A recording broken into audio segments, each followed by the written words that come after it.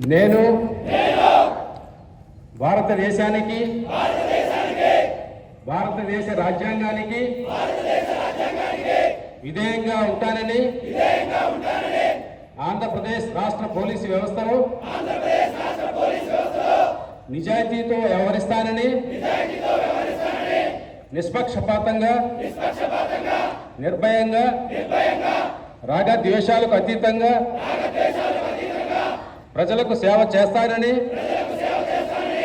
రాజ్యాంగంలో పొందుపరచబడిన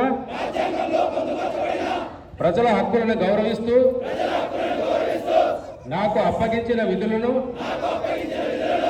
కర్తవ్యాలను చట్టసమ్మతంగా నిర్వహిస్తానని